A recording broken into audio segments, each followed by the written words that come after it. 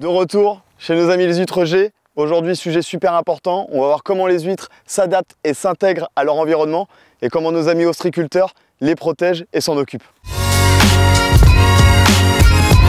Au mois de novembre, ici, on a eu des grosses montées d'eau, aussi grandes que les tempêtes de 99 et Xynthia.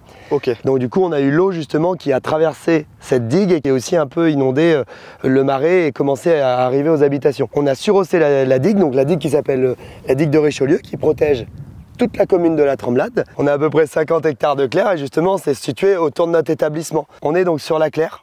Ouais.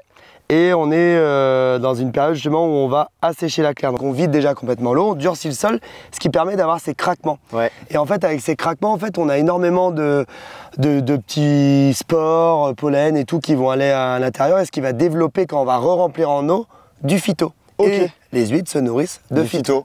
Combien de temps ça reste comme ça là à peu près? Il faut qu'on ait ce petit craquement là comme ça. À partir vraiment. du moment où on a ce petit craquement, après on va faire valanguer. Donc c'est-à-dire on va laisser les marées venir et s'inverser dedans. Là tu vois ici c'est creusé un peu plus profond, ce qu'on appelle une doue. En fait ça va permettre à l'eau de s'évacuer vers la porte, ce qui permet après d'aller en pleine mer. D'accord. Et aussi entretien des berges aussi, très important. On a réaligné les berges pour avoir une claire parfaitement propre. Ça tape aujourd'hui, hein. Il fait chaud là. Et donc là tu vois, putain, les asperges de mon père. Tu fais des huîtres ou des asperges, Adrien? Bah non, mais ça, c'est. Nous, on vit dans un milieu naturel. Donc, ça, tu vois, c'est des asperges qui poussent naturellement sur le marais. Ok. Et ça, mon père, il aime bien qu'on n'y touche pas. Et Ronan, tu vois les mouettes là-bas, là? Ouais, je les vois. Les mouettes, en fait, elles nous prennent nos huîtres dans nos clairs. Ouais. Elles les font voler en l'air, elles vont très très haut, elles les lâchent. Quand ça arrive par terre, l'huître, bah forcément, elle explose. Et après, elle mange l'huître à l'intérieur. Non, c'est pas vrai. Ce qui fait qu'au-dessus de ma cabane, des fois, j'entends bing, bing, bing, et c'est les mouettes.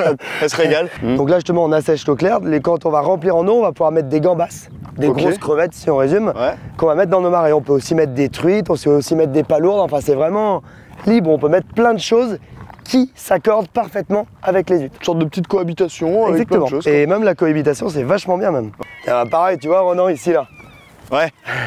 Bah, c'était un poids bas et on l'a surhaussé aussi justement parce qu'on avait l'eau qui était passée aussi par ici. C'est génial, hein, la sensation de marcher dessus, c'est ultra agréable. Hein. Ça s'appelle de la vase. Toi, tu m'expliques ça, ce que c'est, Adrien, là, c'est Bah, ça, c'est des anciennes installations qui sont maintenant inutilisables et que justement on va envoyer au recyclage. Donc aussi les installations aussi, donc c'est ce qui va aussi permettre d'avoir donc nos huîtres en surélevé. Ok. Et donc du coup tu as plus de biodiversité sur nos parcs que dans un endroit qui est vierge. Et aussi très important, l'érosion.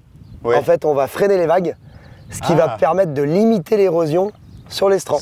Tu vois, c'est ce limon vert là. Oui, les petites taches vertes là. Ouais, voilà. Alors ça, c'est notre plus gros problème dans les marais. C'est que le limon, il se développe et en fait, il se répand à la surface de l'eau et en fait, ça asphyxie les huîtres. Bon, ça, Adrien, je connais bien, hein, ça, ces petites poches, parce que la dernière fois sur ton chaland, tu m'as emmené les porter. Exactement. Voilà, tu vois, celle-ci, justement, elle a un trou. Ouais. Donc, quand la poche, elle a un trou, elle est usagée. Après, on peut les transformer, en refaire des petites panières via un ESAT. Tu vois, justement, dans l'ostréiculture, on a le problème, c'est que l'eau salée, bah, ça fait vite bouffer le bois. Ouais. Donc, du coup, tu vas me le mettre dans la benne et il va être recyclé, il va partir en bois de chauffage. C'est quoi cette petite cabane là? C'est encore exploitable? Il y a quoi là-dedans? Oh, c'est la petite cabane sentimentale, ça c'est la cabane historique de quand mon père avait acheté le marais. Mon oncle a terminé sa dernière année dans cette cabane. T'as fait une montagne d'huîtres, c'est pour s'amuser ou c'est... Donc nous on les pose en fait, ça permet de boucher éventuellement nos trous sur le marais et tout. La majeure partie après, on la recycle directement, on en fait de la poudre qui part pour l'agriculture. Ok. Ou après on peut encore aller plus loin, on fait de la poudre qui peuvent faire des chaussures, des lunettes. Bon bah nickel, merci Adrien pour cette journée là où on a un peu parlé de recyclage d'environnement par rapport à l'huître, c'était super intéressant. On va manger des huîtres? Allez, c'est parti. Allez, go.